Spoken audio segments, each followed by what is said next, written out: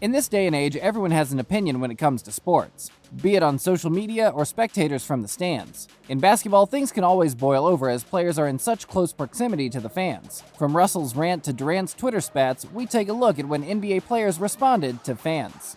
Be sure to click the subscribe button and check out the links in the description for more latest hoops content. With courtside seats being so close to the action, it's no wonder the NBA has more fan interaction than most sports. For the most part, these interactions are positive, like when LeBron James hands over a pair of shoes to a young fan. But other times they can be negative, like Kyle Lowry being pushed by a Warriors investor in the 2019 NBA Finals. Kyle Lowry found himself in a troubling incident during Wednesday's Game 3. Despite his points he was putting up, as he dives into the stands to try to save a loose ball, a fan pushes Lowry. Over the last decade, a lot of this interplay has split out online as social media has become a haven for players to use their accounts as they share news and build their brands. And of course, with the good comes the bad, as opposing fans inevitably chime in criticizing the players from their rival teams. Kevin Durant is a go-to for some of these back and forths because when he gets trolled online, he simply doesn't ignore. Instead, he trolls them back.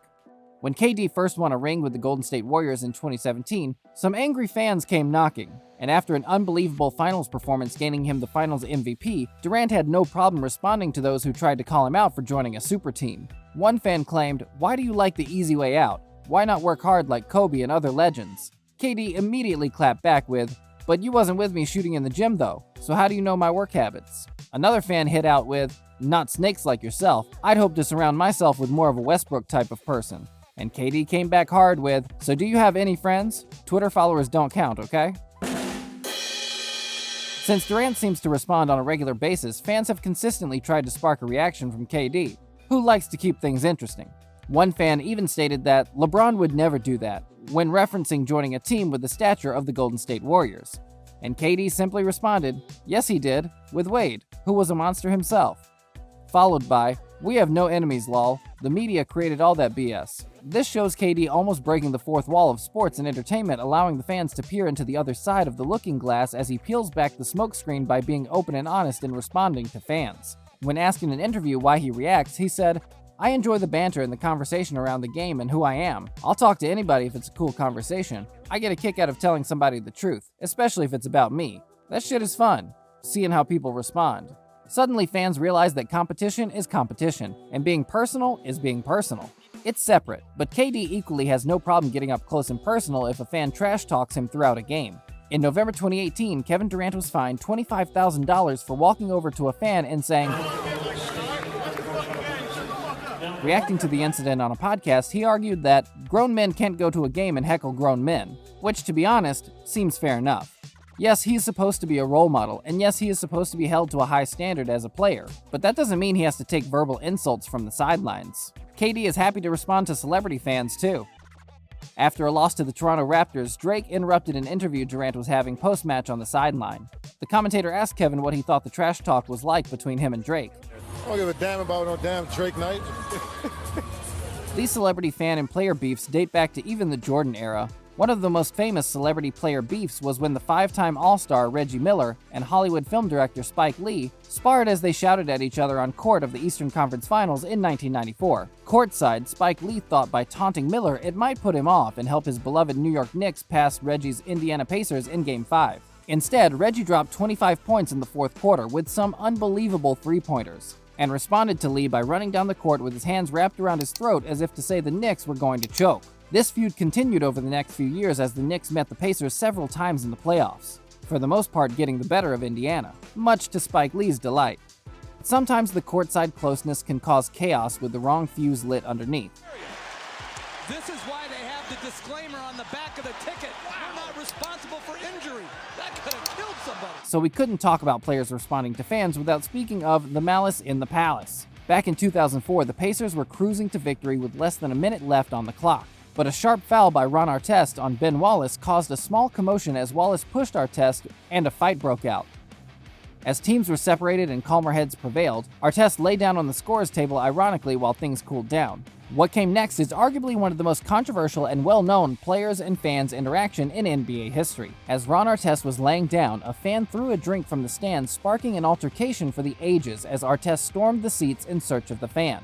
He chased him down, which ultimately had a chain reaction, triggering a mass brawl in the stands between players and fans. The fallout was massive, as 5 fans were banned from Pistons games for life and 9 NBA players were charged with assault. Steven Jackson, who got embroiled in the fight, claimed that Ron Artest came into the locker room afterwards and the first thing he said was, "Do you think we're going to get in trouble?" Artest has since confirmed this story to be true. He also went on to say, "It was weird to be blamed first, you know? I took some part in it, but I didn't initiate the malice in the palace. It was a guy from Detroit who threw a drink in my face."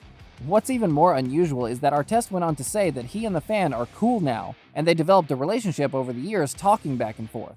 Have you seen that guy? You know his name. Have you seen him come across him since me then? and John, we were cool now. Are you serious? Yeah, we speak and we developed a little relationship over the years. That was a problem between a man and another man. Did he apologize? I'm sure he did. I'm sure he did. He apologized. The whole thing was such a mess. It was a mess. He apologized, but nobody's used to seeing, an athlete actually go at a fan. Russell Westbrook is a player who seems to constantly get caught up in controversy. His extrovert attitude and on-the-court trash talk gives him a bad boy front, but off the court, Russ has been described as a nice guy among many of his peers. Unfortunately, fans seem to blur the lines between his on-court persona and his off-court personality. Some instances include fans shouting and taunting or even getting in Russ's face. This has happened so much that Westbrook has felt the need to defend himself by reacting or pushing back, sometimes quite literally. Over the years, Russ has got smart with how he handles himself in these situations as they pop up time and time again. In 2016, a Sixers fan gave Russ both middle fingers in an aggressive rant to his face. Around the basket, Westbrook driving to the rim, score it, and one. That, my friends, is a heady veteran play by Westbrook. Instead of responding, Westbrook simply turned to the ref and pointed at the guy as if to say, "What's going on with this guy?" Ultimately, the fan was escorted from the building and Westbrook avoided any confrontation. I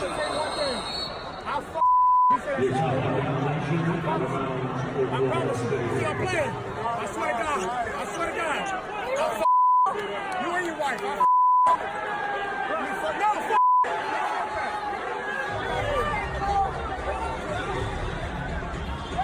I promise you, everything I love. Everything I love, I promise you. Westbrook's biggest clashes over the years seem to be with fans of the Utah Jazz. On numerous occasions, Russ has been taunted and never hesitated to defend himself. From swiping at someone's phone trying to film him after a loss to the Jazz in the playoffs, to Russ yelling back at a fan who straight up shouted in his face on the way into halftime. When speaking on the incidents in an interview, Westbrook stated, "I don't confront fans. Fans confront me. Here in Utah, a lot of vulgar, disrespectful things are said to the players." And for Russ, even the younger fans get involved. In 2019, as Westbrook fell into the crowd in a game versus the Denver Nuggets, a young fan gave him a small shove on the back. Russell's response was to approach the father and tell him to keep an eye on his son. In an interview afterwards, Russ said, "He hit me, so I told his dad. Be careful, man. You can't have your son just hitting random people. I don't know him, he doesn't know me. You just gotta control your kids." This sparked a debate among players and media as to whether fans are getting too much leeway courtside. Unfortunately, the train doesn't stop there, as right up to last year, Westbrook had popcorn thrown on him when walking off with an injury by, once again, a Philly fan. This caused Westbrook to shout at the guy, almost lashing out to get him. Luckily, security and coaches were on hand to restrain Russ and give him some much-needed guidance during a time of heavy frustration. Ultimately, the NBA needs the KDs and the Westbrooks to rustle up fans when they get too close or think they can hide behind a fake profile.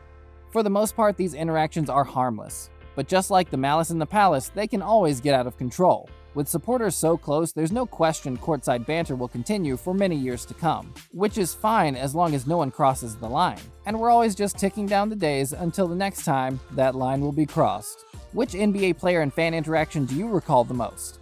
Comment below to let us know your thoughts and be sure to subscribe for more. And don't forget to turn on notifications so you never miss another one of our videos. We'll see you next time, latest Hoops fans. Until then, keep shooting your shot.